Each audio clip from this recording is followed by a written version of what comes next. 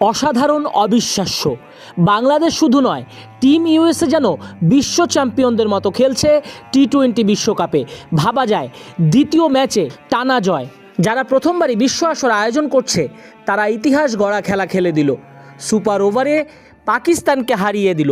চলমান বিশ্বকাপের দ্বিতীয় সুপার ওভার। আগে ব্যাট করে পাকিস্তান শুরুতে খেলেছে টেস্ট। প্রথম 8-9 ওভার যখন ছিল 3 উইকেট তো ছিলই না পাকিস্তানের। বাবরদের ব্যাটিং ছিল 21 বলে 7।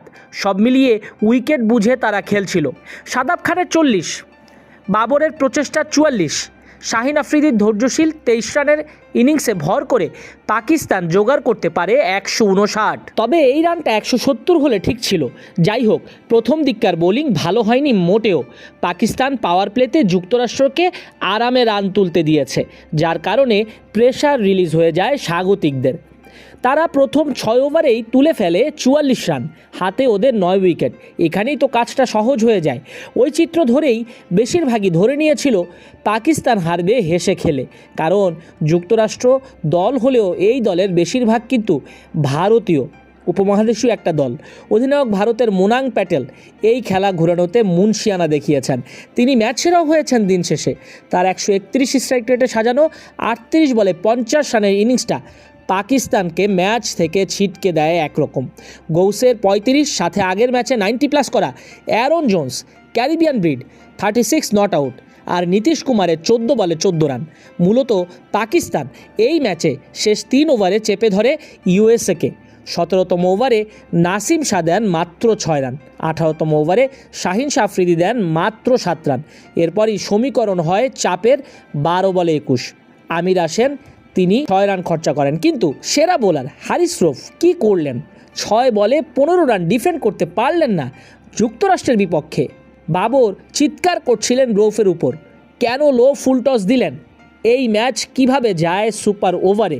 6 বলে 15 রান কেন হারিস রৌফ ডিফেন্ড করতে পারলেন না? প্রথম 3 বলে সিঙ্গেল, পরে খেয়েছেন 6, 1, আবার 4। আর এতে টিম পাকিস্তান যে আনপ্রেডিক্টেবল তা আবারও প্রমাণ হলো। যাই হোক, ঘটনা ঘটে ইউএসএ সুপার ওভারে নামলে। আমির একই করলেন, 3 ওয়াইড। ভাবা যায় পাকিস্তান নিজের কপাল নিজেরা পুড়িয়েছে হাতে ধরে। সুপার ওভারে 8টা অতিরিক্ত রান, 10 রান ব্যাট হাতে যুক্তরাষ্ট্রের। টার্গেট দাঁড়ায় 19 রানের। পাকিস্তান জবাব দিতে নামলে শুরু থেকেই চাপ প্রয়োগ করে তাদের উপর, কারণ এতগুলো সুযোগ তারা মিস করেছে। চাচা খ্যাত ইফতেখার আর ফখর ওপেনিংয়ে নামলেন।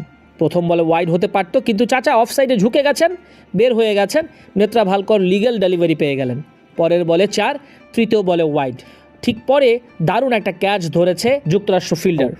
সাদাব এলেন ওয়াইড, পরে লেগ বাই 4। পঞ্চম বলে সাদাব 2 রান নিতে পারলেন। ফের সুপার ওভার সংখ্যা 1 বলে লাগে 7। 6 মারলেই আবার সুপার ওভার হবে, কিন্তু হয়নি 6। আর ওতেই যুক্তরাষ্ট্র সে কি চিৎকার, সে কি উল্লাস।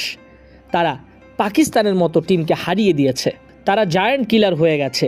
তারা বাংলাদেশের সঙ্গে খেলে তাদেরকে সিরিজ হারিয়ে বিশ্বকাপে দারুণ প্রস্তুতি নিয়েছে। বিশ্বকাপে নেমেই তারা কানাডাকে হারিয়েছে 7 উইকেটে। অ্যারন জোন্স সেই ম্যাচ জিতিয়েছিলেন। আর এবার সম্মিলিত প্রচেষ্টায় হেরে গেল পাকিস্তান। গ্রুপ এতে এখন যুক্তরাষ্ট্র সবার চেয়ে টপার।